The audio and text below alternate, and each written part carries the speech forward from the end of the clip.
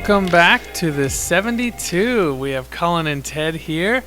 We're working on our second episode now. We've had our maiden voyage and now we're off to sea. We are on the waters, and so we're glad you're listening in. On the waters. I like that. We're glad you're listening in, and this is it's a fun little journey we've been on already. Ted shared about his interesting ripping Bible stories, and I opened up about a couple things as well, and it's kind of some shenanigans that are a little bit more controlled here, so it's really cool. Last episode we talked about why is CLBI so important to me, personally, to us, why is it important?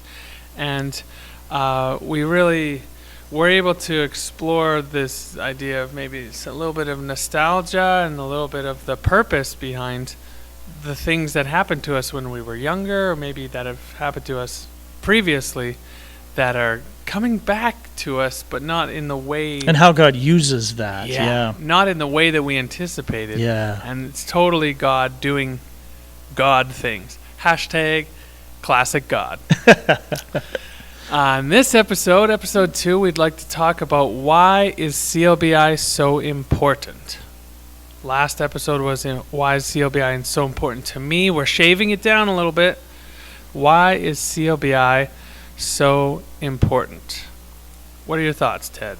Yeah, and why is Bible school in general so important? As we'll look a little bit later at some alumni quotes, and just realizing one of the things that was stated in there is there's so few Bible schools remaining in general, and CLBI is the last of the LBI movements in North America, which is both exciting, fascinating, and curious to how they don't stick out sometimes and why. And just looking at as we dig down to the why, removing a few words in these questions as we move along in the episodes. But one of the things that I had thoughts about, and I love words, so I like to explore words, and every once in a while the words kind of flow together, and I like the depth of meaning, and God speaks to me in contrasts. But thinking about, why is Bible school in general, and why is CLBI important? We'll talk a little bit later from some quotes and discussion with Dan about why is CLBI important to alumni. And just looking at this, a couple of things that I've been thinking about in terms of the importance of CLBI in Bible school. One of the things might be this: we need to clear our eyes and attenuate the noises all around us. To be able to see and hear that Jesus is at work in the world that right now, hashtag 2020 is 3 years long, in a world of chaos. But a place to halt the panic of the demands of culture around us and experience how Jesus' redeeming grace is digging into the grit of our lives, our questions, and our wondering. I love that grit. Yeah. That word, the grit sticks out. It's just like, oh man, it's not necessarily a negative thing, but it's like, everybody knows the feeling of sand in your teeth, and you're like, that's not noticed. supposed to be there, but you're just like, this isn't gonna kill me. And this grit you hear of, like, especially when there's the hockey players, those guys that just, they may not be the best talented, but they're like, he's gritty. He's in the corners. He's throwing elbows. And it's needed, but in another sense, you're just like, I don't like it. Yeah. But it's completely necessary. It sticks out only for a 4-letter word. It really jumps. It jumps out of that. When you talk about hockey players, and I'm thinking of the grit. We were canoeing yesterday. We mentioned that briefly. We were on Mirror Lake with some grade 5ers, physically distancing and masks. With masks. But the second grade 5er I had, just tiny little girl, but she never stopped paddling. There wasn't a whole lot of power there, but I had to force her to stop a few times because she was just a machine. She had grit. I really think about that, and This and determination. there's determination there, yeah, and that fits with our lives, our questions and our wonderings, and sometimes in our lives those questions and wonderings and some of the things of our life just kind of zip on by. And so CLBI is important because there is that place of pause, of halting, the often panic around us, and that's what our COVID experience has been. Most often people that weren't in crisis financially really have enjoyed this sense of rest and reflection, and we need that. How important is that to us? Which comes back to this teaching that we're learning here at CLBI, this kairos, this how is God breaking in, and how's God messing with you, as you always put. Such a great phrase. Those words are so great. Yeah. But without stopping and listening, you don't know what God's doing, and God will keep on doing that. He'll keep on breaking in, but it's like a conversation. If we're having a conversation and I'm like, if all I'm talking about is, I can't wait to know what Ted thinks. I want Ted to speak. His words are so awesome. I just want Ted to, and all I'm doing is talking and being like, I can't wait. I love what Ted says and I love what he da-da-da-da-da-da. And I don't give you the opportunity, or I don't even give myself the opportunity to stop, because my mom, like, growing up, it was just like, just be quiet. You don't have to be the one with, you don't always have to have the last word. You like, just shh. Like, my wife, bless her soul, she's an amazing lady, and she does it so discreetly when we're in conversation, sitting side by side. She'll reach under the table and just touch the side of my leg, which means, listen, Ted, shh, don't talk all the time. Nip it. Yeah, Emily's got to look, and I'm like, okay, and that's that.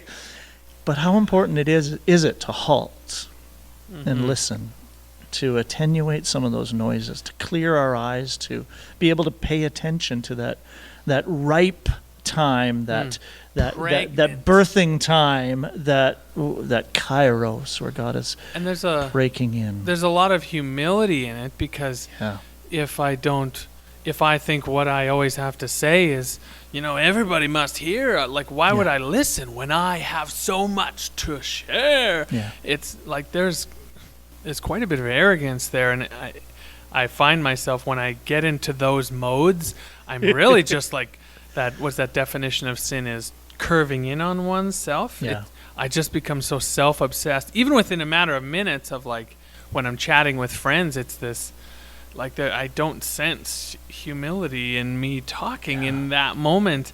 And it's like, wow, this has really become all about me. Yeah. And so this humility of being like, take a breath, kind of, even if it's physically talking, take a breath, wind down the conversation, involve others. That's what makes podcasts so good and enjoyable and useful for people.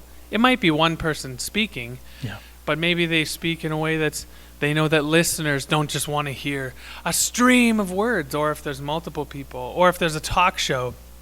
Talk shows have been around forever. Yes. And I grew up with Jay Leno and David Letterman and these guys that just, and now Jimmy Fallon. Johnny Carson for me. Johnny Carson, yeah. And now David Letterman's got his Netflix special. But there's like almost a science to interacting with people. Yeah. And you don't know it when you're a viewer. You're like, oh, wow, their chemistry is really great. Bing, bang, boom. And it works better with some others. But this idea of, it's like this game of tennis. And you can't beat somebody in tennis, or you can't win, and you can't even play the game by yourself. And it's this natural back and forth and these ebbs and flows that I think it's like, oh, yeah, there are times when God says, I want you to speak. I want you to proclaim these words. Yep. And there are times where the proverbial finger to the lips, like the he's not smacking me. He's not, shut up. My turn now. There's something going on here. Enough. Yeah. Yeah, that is so good. And that kind of gets into another thing that we're kind of discussing in the preparation in terms of what's the value of CLBI. because it doesn't necessarily in a practical way, it does in very practical ways move our lives forward. Career-wise, it's not necessarily one of those stepping stones that oftentimes we're very much looking for in our lives. And so what is the value of taking 1 or 2 years here? We do have a degree program that is accepted in places, but that's quite a fine a direction there. So looking at the whole aspect of, in quotes, a waste of time, and there is incredible fruit and value, and especially in crucial experiences, to waste our time listening to how God is breaking in as we wrestle with some of these gritty questions and wonderings. To be able to do that is highly valuable, and I see more and more valuable the further my years are away from my experience as a student. As I shared in the last episode, how that Romans class will jump back up at me. The chapel that I did, which I will share sometime, it will jump back up at me. And those things have value beyond our understanding. So would you consider that a waste of time? Yeah, not at all. Not even close. Yeah. Then it's like how we're viewing, even in society, mental health, for instance. Yep. Obviously, there's the stigmas and stuff, but we've learned to redefine it because we don't say mental illness anymore. No, it's not mental illness, and you're not brain damaged, and you're like, when there's like depression, let's say, it's like, well, you're not sent to an asylum when you're depressed, or when you're struggling with addictions, or when you're going through this. And you're not less than. Yeah, you do have this, and obviously it takes some humility to accept that, I do have these things. But we had to shift the definition. We had to change the definition because it wasn't what we thought it was. Yeah. And we're learning, and we have to accept that things are going to change. And so perhaps this definition of waste of time is not what we thought it was. And there will always be things out there that do, in fact, waste our time. And we all know what distractions really are. Yeah, I know they're going through your thoughts right now, and you're like, nope, that's not a waste of time. Nope, I love that. Blah, blah. Yep. And they're different. A lot of things are different for a lot of people, but this concept of waste of time, perhaps it's not what you thought it was. And that's what it speaks to me now, being like, I get why people think certain things are a waste of time. It doesn't check their boxes. It doesn't. It doesn't tick the certain things, the criteria. Yeah. Well then. Sometimes you got to tick the boxes out of there. Then. Yeah. Sometimes, perhaps our criteria needs to change. Shift. That's so good. And as you're talking, I'm thinking of this other line that we have written down here for our notes. The next series is going to be about joining Jesus on his mission, which comes from a couple of books by the Lutheran author Greg Finke, whom has agreed to be on the next podcast. So I'm looking forward to having a conversation with him. But he talks about the nature of, and he talks about it in the context of church. What we do in here is not for us in here. Mm-hmm. What we do in here is for out there.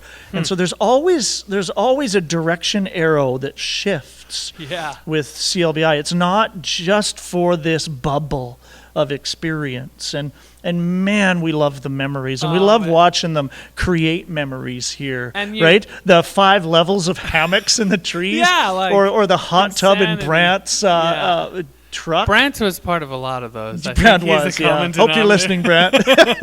So good. But those are important experiences, and God uses those in various ways. But what we do in here cannot be an official waste of time, because it's for out there in all aspects of our life, but not necessarily a distinct stepping stone in a career trajectory. And that's what I really like about criteria shift. Because we need to recognize that it's a different criteria. What we do in here is for out there. And I think of even in sports and athletes, whenever they're Well, when they're growing, when you can see that, like, the arc from a player, maybe when they started, like, even in, I've been watching, like, the MJ, the document, The Last Dance. It's so like crazy. He was amazing right off the bat, but obviously his trajectory became the best basketball player ever. Or I even think of as simple, I'm a baseball nut, and when the batters are they're on deck, they're waiting to come up, they toss these large weights or the rings or whatever on the bat. So now they're in this ring over there. They're not in the batter's box yet. They're so warming up. They're using this weight. And you're like, what are you doing? That's not an actual weight of a bat. That's and not. They're swinging to get the timing too. Yeah, and they're not even, most ball players, they don't do their full swing when they're on deck. They go through the motions. They're warming up. They're even watching all of the psychology in baseball. Oh, I love it all. They're watching the pitcher. They're watching the signs. They're the atmosphere, what's going on. Yeah. But if you literally just focused on the batters in the on deck circle, you're like, this is a dumb game. Physically doing nothing, and this game is ridiculous. He's got a big, goofy bat that's way too heavy. But in hopes that once he gets into the batter's box, in whatever way possible, he's ready. Yeah. He may not be the best at anything, and he may even strike out. That's a statistical possibility. But he's ready, and he's preparing over there. He's not even in the game. He's not even in the field of play. Yep. The camera has to specifically watch them and cut away to that in order for him to be part of the. But that would be a waste of time. You're not even playing the game. Yeah. What are you doing? Yeah. Oh. Now I get what. Can you imagine if nobody ever went into the batter's box? If they just stood there every time? If athletes never warmed up before games, or injuries. If we didn't prepare when we had something to do, like this, even the podcast. It's like, what a waste of time with us writing notes and having these conversations. Well, you're not recording. Yeah. You're not doing the podcast right now. You're not doing these things. A lot of people understand the concept of preparation, but it can be viewed as a waste of time. So is it? Perhaps. That's so good. Perhaps, but perhaps not. Yeah. I love that. Yeah, looking at why is CLBI important? Why is the Bible school experience important? And that's fantastic. Looking at this moment to attenuate the noise, to halt the panic, to be able to see clearly. Those are all important things. Tune in and stop. That's right. Tune in and stop. And we want to hear some of those alumni voices. And we have Dan Shepard with us today. And so we want to have a little bit of a conversation with him about his experience and why is CLBI important from his perspective, both to him and in general. And then he's going to read, and we're going to discuss some of the alumni quotes about why is CLBI important.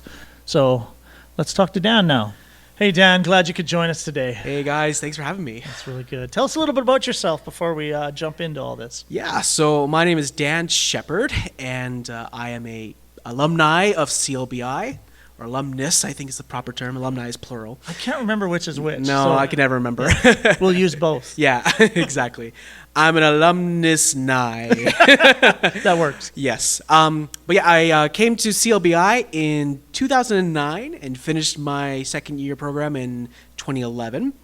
And then actually just recently, I kind of received my full 4-year degree from CLBI. We graduated together. You and I. Exactly. It was me 26 years later, though. I know, right? It's timelines don't matter here No. at CLBI.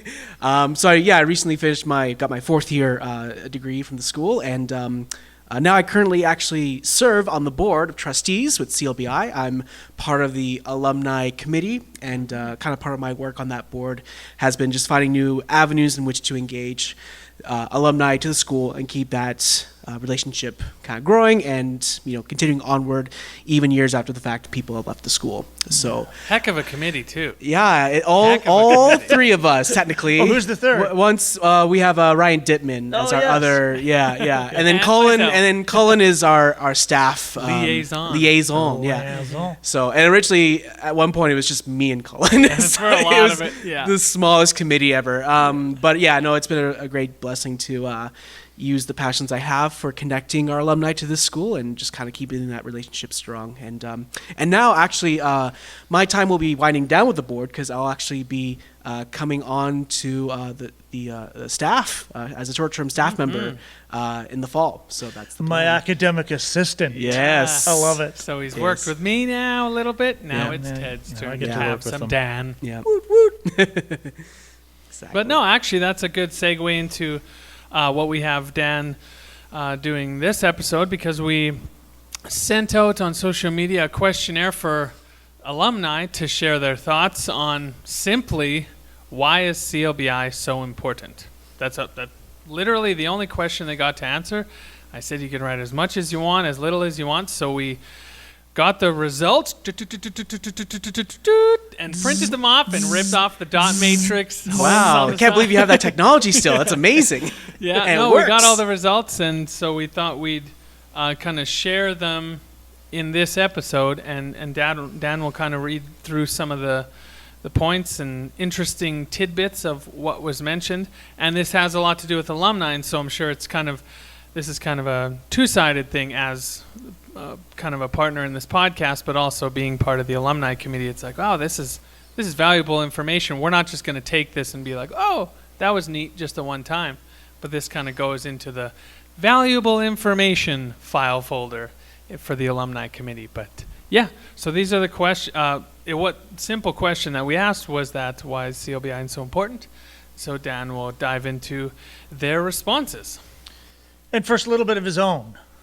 Why is CLBI so important to you specifically? Tell us a little bit about that. Yeah, well, I think how much time do we have? An hour? I could probably go for an hour. Hour and a half. It's okay, cool, awesome. We don't get paid quite enough. This is so- the welcome to the extended edition of this podcast, the 3-hour Director's runtime. cut. Yeah, director's cut. Yeah.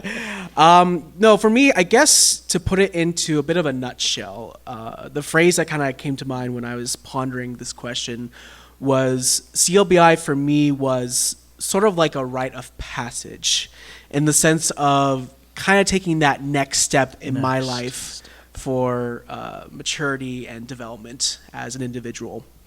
I guess a little backstory, a little testimony, if you will, to kind of back up, what CLBI really means to me. When I graduated high school, I took a year off, and I basically just worked and did some other things, and it was just kind of time to, live outside of public education. And at the end of that year, though, I knew I had a desire to go to university. I have a passion for fine arts and drama, and that's kind of my thing. But I didn't feel confident with the idea of going to university. I felt overwhelmed by the prospect. And at that time, I was going through a lot of personal turmoil, right? My self-esteem wasn't that great. I was just feeling isolated in my own hometown. I just felt like I was kind of spinning my wheels, so to speak. And so, essentially, my mom and I, we had a good heart-to-heart about it, and she had been kind of encouraging me, poking at me, maybe twisting my arm to go to CLBI, and we have a lot of family history with the school, and I was very reluctant because at the time I was like, oh, it's okay, whatever, I'll just go to university and God will be with me there, so I don't need to go to Bible school. I'm a Christian enough, right? That was my attitude at the time, and. But she just said like, hey, Dan, it looks like you need to get away out of town. You need to stretch your legs, meet some new people, get a new experience, and just, shake things off, because right now being in this area is not good for you. You're just kind of stuck here. Moms are wise. I know, right? She's very wise. And so she said, Dan, if you agree to do this, your father and I, we will pay for your entire first year at CLBI. We'll cover it all. And I'm like, where do I sign? But at the time, I actually wasn't quite I didn't quite understand what I was kind of getting myself into. Right. Obviously. Yeah. As everybody states when they get here. Yeah, They're it's like, oh, whoa. no. What have I done? Because at the time I was like, okay, I'll go. I'll meet some new people. We'll sing some songs. A good time. It's like Bible camp, only at school. And that was kind of my thinking about it. I didn't quite think about the deeper implications of that. But when I arrived here, it totally kind of flipped my world upside down, because I started asking the really important questions, like, what do I believe in? I believe in Jesus. Okay, that's great, but what does that mean? Who is Jesus? Who is God? Yeah. Who's the Holy Spirit? What does this mean? What's the big deal? And what does this imply for your life? You know, what does that mean for my life living as a Christian? And I think it was kind of like one of those, take a hard, long look in the mirror moments for me. And I actually being serious, like, okay, I know, growing up, I've been a Christian, but did I really understand what that meant fully? Which is fine. I mean, high school is that time and of. it's an honest place to be at. You're like, I don't really know. I'm just gonna play am I on going my. to take it or am I going to leave it? Yeah. Kind of situation. Yeah, I'm just gonna play on my PlayStation 2, and that's all I need to care about. But yeah, that was kind of the emphasis, the catalyst of me not only just relocating from BC, where I'm originally from, to Alberta, but also just being engaged in the community, being engaged in my faith, having that be a real part of the real emphasis of who I am as an individual. And I think that development was really important, because I don't even want to think about who I would have become if I had skipped this and gone to university or maybe a different kind of career field without this kind of development in my life. So yeah, that's a nutshell version, by the way. I could go more and more, but I love the phrasing that you used, kind of I don't know if you said that when you were coming here, this sense of rite of passage, or if that's a reflective look at. Yeah. But that's intriguing, the sense of moving from something to another and being very intentional about marking that. That's really profound. What do you think kind of fleshes out that marking of a significant movement in terms of the rite of passage? What do you think fleshes that out for your experience when you realize that it was a rite of passage?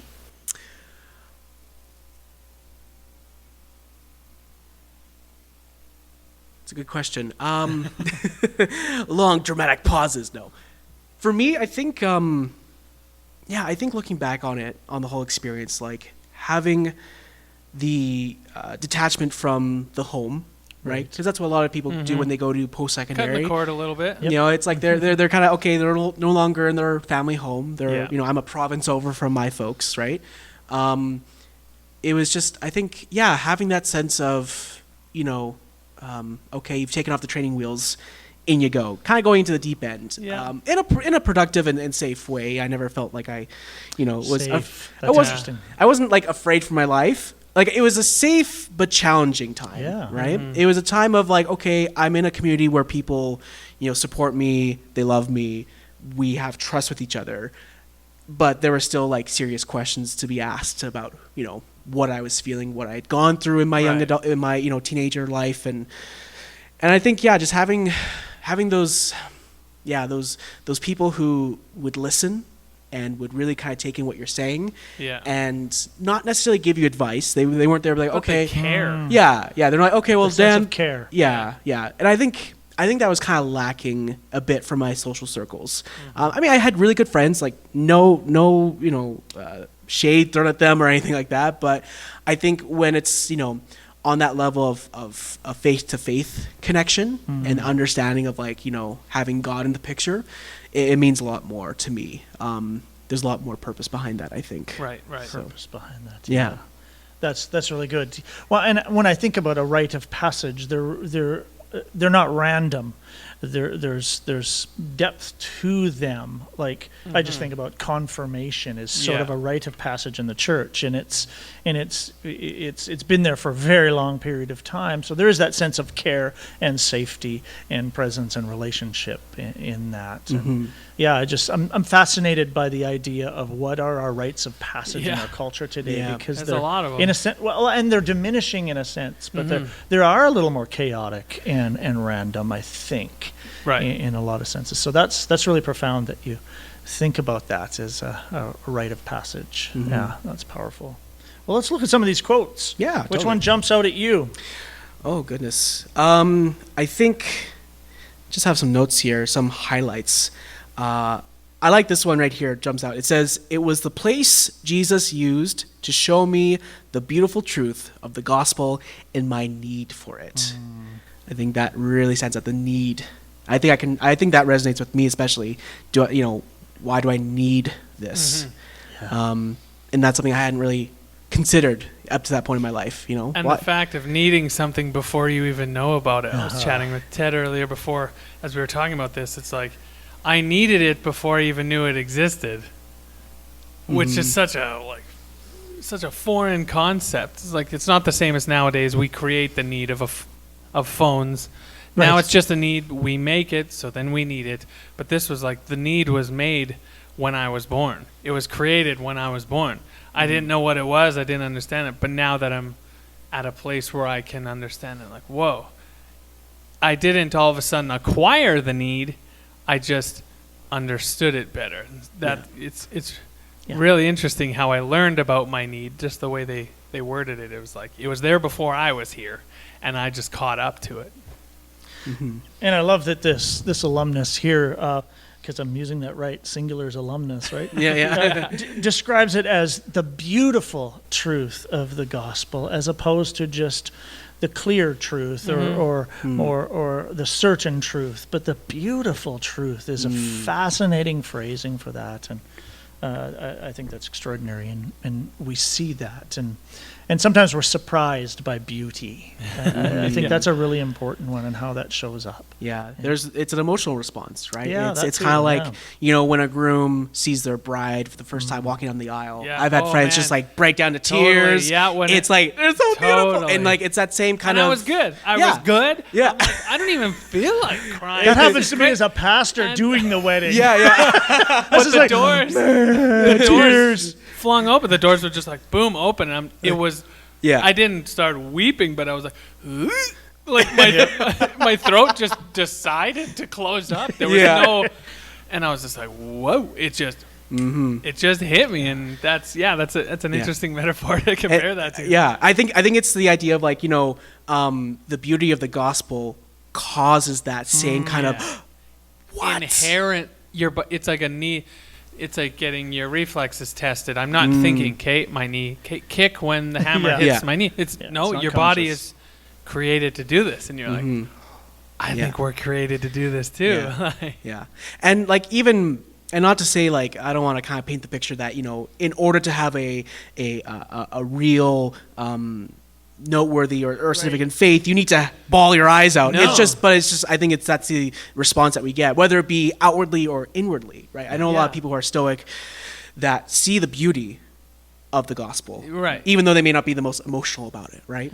So but there's still a response, and that's the key thing. It's not just meh. That's not the response to the beauty of the gospel. Even internal, like even though they may not know it, and it's like we're not pursuing the response, because then that gets a little, that's extremely shallow. I'm pursuing this emotional breakdown moment.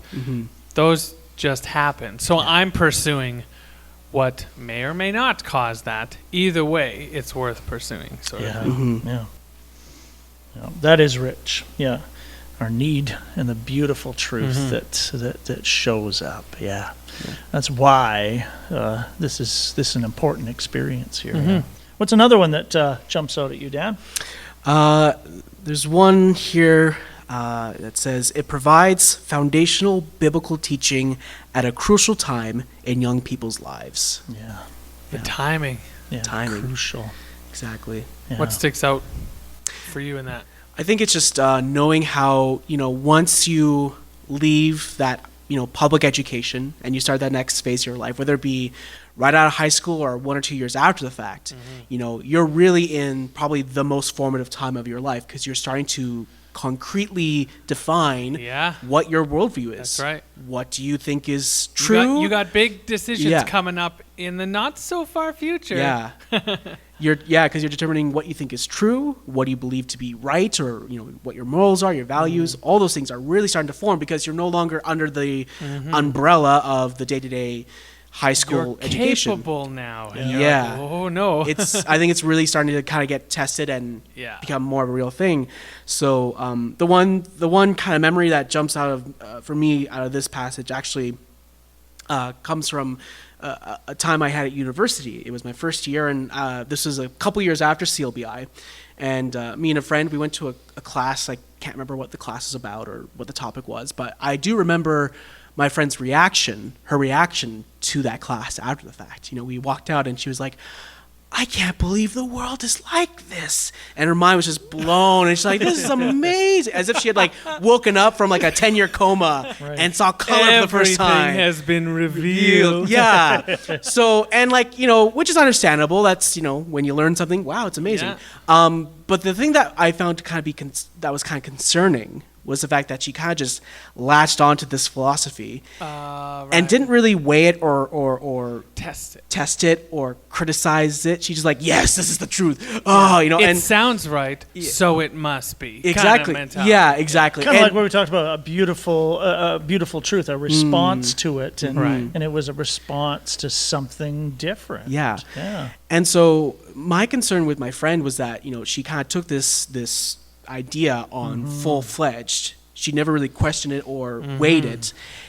And I think, and for me, that philosophy had some problems with it. I didn't agree with it. It comes from a secular worldview, whatever, right? And I think it was kind of concerning because I was like, well, when I went to CLBI, yes, I was really gung-ho about the whole program. I loved it. I enjoyed it. It had ups and downs, whatever. But I always remember learning the idea of taking what we were being taught and weighing it, putting up to scripture, putting up to the Bible, making sure it actually works and makes sense. Calibrate it. Yeah. And so, and not just taking it, okay, cool, that's the truth, that's it, we're good, let's go. Just blindly following. Yeah. And I found the ability to have healthy discussions and theological musings about, what truth is and what Jesus says and what does that mean. And that's a podcast for another day. But I think it's it's a crucial time for people that age to be starting to kind of draw it out, okay, what are they accepting to be true and why, and actually questioning that. And that's okay to question it. There's no shame in that. That's part of the process. That's how you It's often the question we don't realize we need. Yeah. Hey, we should do a podcast on that question. Why we need the why. Yeah. Sequel.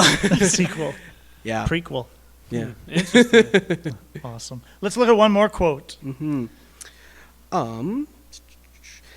The one that kind of stands out to me, and I mean, I share this with a little bit of reluctance because it's such a common phrase I always heard about everyone who promotes Bring it school. on, Dan. It's you hear this all the time, but it's true. Friends from CLBI are the ones who have remained steadfast. It's a very cliche. It's a common. You'll make lifelong friends at CLBI, and the best friends I ever made. Yeah, and I don't want to disrespect that point of view at all. It's true. It is very true. And I don't know how else to put it. Yeah, that's the sad part, that you're as cliche as that is. It's well, maybe certain cliches form out of having no other way to explain it, and you're this is what happens. It's not a universal thing, obviously. Circumstances with each individual person, but it sticks out because it's that's something that is less common. I wouldn't say nowadays, just in life in general. I was from Saskatchewan. Now all of my friends, in 2 years, all my friends that were pretty much closest to me were from Alberta now. So I was like, oh crap.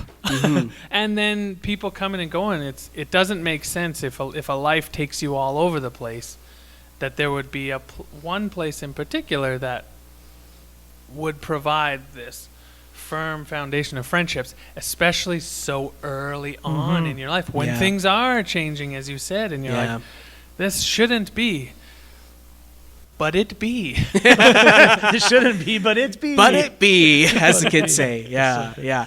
No, that is great. Read that whole quote. You quoted the last little bit of that. Okay, right? the entire read thing? the entire thing Okay. because that, in a sense, to kind of sum up our episode today, that's a lot of why is CLBI so important. So Yeah. read that whole quote. It's good. Yeah, it says, in our fast-paced world, it gives a moment of pause to reflect for a year or two on what is important, to build relationships not only with the Lord, but also with our peers. It gives the ability to be grounded. I graduated from CLBI in the 80s, and the friends from CLBI are the ones who have remained steadfast. Yeah, that's so rich. The depth of relationships that we just talked about. But And this that's sense, near 40 years ago. yeah, I know, right? Yeah. That's powerful. And it's crazy because when I first read this, I was expecting, Yeah. I wonder if this was someone from my generation, Yeah, my exactly. year. 2-3 years ago, yeah, maybe? Yeah, 2 or Like, 3. It yeah. doesn't matter. Yeah. And I just looked at like, oh, the 80s. Wow. I wasn't even alive then. I came Well, at we the don't last have to second, get into. We apologize to the author of this quote. That's not our aim. Yeah. So But good. but still, it's like that fundamental truth still resonates Yeah. years Yes. after the fact. Yeah. And I know, like, for me, my friends, like, actually, I was just talking before we started recording, talking to Ted about how I just had, like, a good old Zoom chat with some of my close friends from CLBI, and we were, like, we kind of called ourselves the Four Musketeers. That was kind of our four, kind of main group there, and, just checking up on how our lives are going, and also, like, keeping each other accountable. Has he Like made that- swords for all of you? Not yet. What? I'll get on him. I'm not sure when that'll happen, but That's yet another podcast. yeah, that's a new series, making swords with Will Hoff. But, Yeah. but even like with them, and like I think, I was just astounded by one of them said, oh yeah, can we like help each other be accountable, Yeah. whatever that may be, whether it be Yeah. in their work, whether it be in their personal health, their biblical life, all those kind of things, right? It was like, yeah, this is still resonating, 10 years after We the are all fact. very different from when we were here. Yeah. And yet it Very- still is Yeah, very true. unwavering and This is central. sustaining. Yeah, Yeah. very true. Yeah, and so why is CLBI so important? And start of our discussion was this sense of a place to halt the panic of the demands around us, and that's what this one. Oh, yeah. One alumna And we wrote said. this stuff before we read I know these it's quotes. so fascinating. And This- it's that's almost what- that stuck the me. exact Struck me. same words Very similar, that yeah. this person wrote. Yeah. So having these conversations on why is CLBI so important, why is Bible college experience so important, is really, really rich. It digs into some of that why as we begin to unpack that. So thanks so much, Dan, Yeah. for Yeah. joining us on Series 1, Episode 2. Yeah. The Of the third why. person with Dan. Yeah, that's right. Thank you so good. much. And if I could just quickly say to any alumni who are listening, first off, thank you so much for all these. There's so many responses we got. We were able to touch upon today. But I would just encourage any alumni listening to this just to make sure that you're using these experiences to talk to the next generation, right? To support the school and also its mission of, raising up, young men and women for the gospel, right? Yeah. And I think a lot of these experiences that I'm reading here would be very significant for those who are just coming out of high school, maybe even midway through, a university degree and maybe want to take a break, or even finishing a university degree and Yeah. wanting to recalibrate their lives. We've had people coming from all walks of life at CLBI, right? It's not just straight out of high school. So, I just encourage alumni to do that. It would just be so great. Yeah, So that's good. solid. That's a good message to hear for alumni, because it's just like you forget that it was like, it's not just CLBI was, and my life moved on. It's Yeah. like, no, things are moving and things are happening right now that you can be a part of. Totally. Awesome. Well, this was good. Good time chatting, good time pondering some really important things and digging into that why. So thanks for listening. And if you have any questions, send them on over to podcast@clbi.edu. EDU. So glad you joined Cullen and Dan and I on this episode too. Peace out. See you guys later. Bye.